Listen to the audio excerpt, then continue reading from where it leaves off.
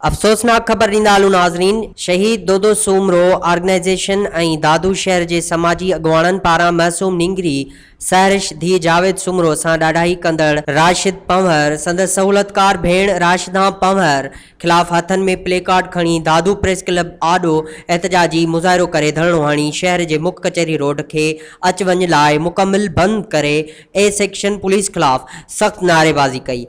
मुज़ाहिरीन हाजी अहमद सूमरो, रिज़वान मेमुण, अब्बास विगियो, सईद सूमरो ऐं ॿियनि धायो त 4 ॾींहं गुज़रण बावजूद मासूम न्याणी सां ज़्यादती कंदड़ जवाबदार खे वॾो मुंशी खुदा बख़्श पंवर जी सपोर्ट हासिल हुजण जे करे जवाबदार खे महिमान वांगुरु विहारे वेठो आहे ऐं वॾो मुंशी खुदा बख़्श पंवर गुज़िरियल 7 सालनि खां वठी दादू ए सेक्शन थाणे ते पंहिंजी बादशाहत क़ाइमु कयो वेठो आहे ऐं ए सेक्शन थाणे जी हदुनि में जेके बि वारदातूं थियनि पियूं उहे पाण कराए रहियो आहे ऐं ज़्यादती केस में सहूलतकार बणियल जवाबदार जी भेण राशिदा पंवर खे हिन वक़्त ताईं पुलिस गिरफ़्तार करे न सघी आहे। हुननि चयो त पुलिस पहिरें ॾींहं खां जवाबदार जी धुर बणियल आहे। 4 ॾींहं गुज़रण बावजूद जवाबदार जो मेडिकल न करायो वियो आहे ऐं न जुज़ा वरिता विया आहिनि।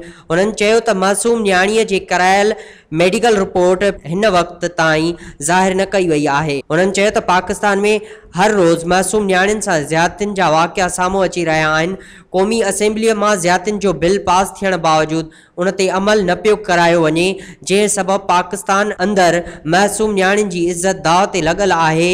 हुननि वधीक चयो त मासूम न्याणियुनि जे वालिदैन खे कुझु बाअसर राजूणे करण ते धमकाए ऐं परेशान करे रहिया आहिनि। मुज़ाहिरीन IG सिंध, DIG हैदराबाद, इंसानी हक़नि जी तंज़ीम, चाइल्ड राइट्स ऐं ॿियनि वसवारनि खां मुतालबो कयो त ज़्यादती केस में ॼाणायल जवाबदार जी भेण राशिदा पंवर खे गिरफ़्तार करे कानून मूजिबि सज़ा ॾिनी वञे। ॿी सूरत में सूमरा बिरादरी सॼी सिंध में एहतजाजनि जो सिलसिलो वसी कंदा।